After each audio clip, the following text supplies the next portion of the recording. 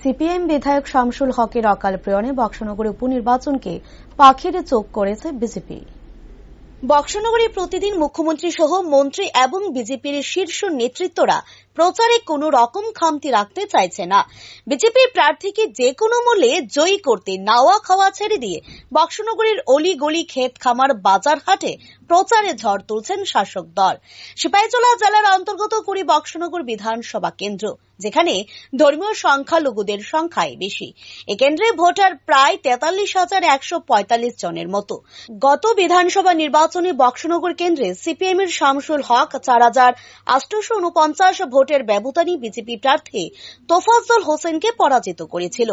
শামসুল হকের অকাল মৃত্যুতে এই কেন্দ্রে উপনির্বাচন অনুষ্ঠিত হতে যাচ্ছে আগামী 5 সেপ্টেম্বর।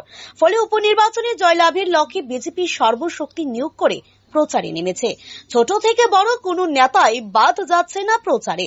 বাড়ি বাড়ি প্রচার থেকে শুরু করে বিভিন্ন সভা অনুষ্ঠিত হচ্ছে বক্সনগর কেন্দ্রে। আগরতলা শহরের মেয়রকেও দায়িত্ব দেওয়া হয়েছে প্রচারের। রবিবার রহিমপুর পশ্চিম পাড়ার 1 নং ওয়ার্ডের 1 নম্বর বুথে তিনি বাড়ি বাড়ি ভোট প্রচারে যান। সাংবাদিকদের মুখোমুখি হয়ে তিনি বলেন, এবার উপনির্বাচনে জয় সুনিশ্চিত। বিপুল ভোটে জয়লাভ করবে বিজেপি। বিরোধী সিপিআইএম এর জামানত বাজেয়াপ্ত হয়েও যেতে পারে। আজকের এই বাড়ি বাড়ি ভোট প্রচারে মেয়র দীপক মজুমদারের হাত ধরে শহীদ মিয়ার পরিবারে 6 জন কংগ্রেস দল ত্যাগ করে বিজেপিতে শামিল হয়।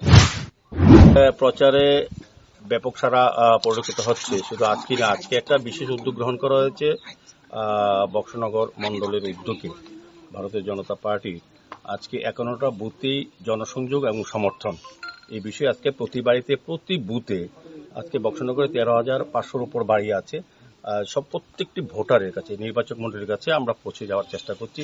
বিভিন্ন নেতৃবৃন্দরা, মন্ত্রীরা, বিধায়করা, বিভিন্ন নেতারা জেলা স্তরে, মন্ডল স্তরে আমাদের সঙ্গে এখানে নজরুল হোসেন সাহেব আছে, প্রধান সাহেব আছে, প্রধান পাইতে আমি এসেছি, এবং আমাদের বুথ প্রেসিডেন্ট আছে, এবং সর্বোপরি মোর্চার সমস্ত কর্মকর্তারা, কার্যকর্তারা আমরা আছি। আমরা প্রত্যেকের কাছে আবেদন রাখছি যে আমাদের ভারতীয় জনতা পার্টির প্রার্থী তোফাজ্জল হোসেনকে বিপুল পরিচয় জয়যুক্ত করার জন্য উদ্দেশ্য একটাই হচ্ছে যে উন্নয়নের সঙ্গে অংশীদার হওয়া বক্সনগরবাসী।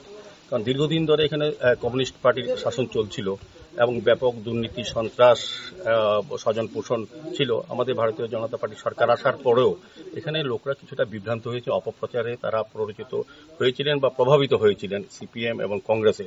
এবার কিন্তু বক্সনগরবাসী সিদ্ধান্ত নিয়ে নিয়েছেন যে সরকারের পক্ষে থাকবেন।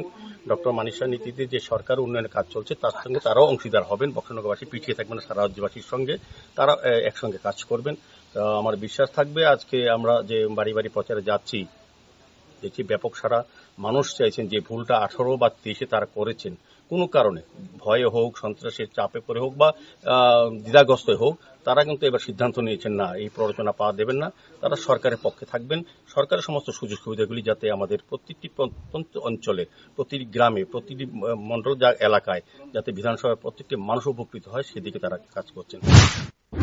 তবে শাসক বিরোধী উভয় দলের প্রচারের সত্ত্বেও গণদেবতারা মুখ খুলতে চাইছে না। রাজনৈতিক দলের নেতারা যে যার মতো করে ভাষণ রাখছেন। নির্বাচন আসলে নেতা মন্ত্রীরা অনেক কথাই বলেন, কিন্তু নির্বাচনে শেষ হয়ে গেলে গণদেবতাদের কাছেও ভিড়েন না রাজনৈতিক দলের নেতারা।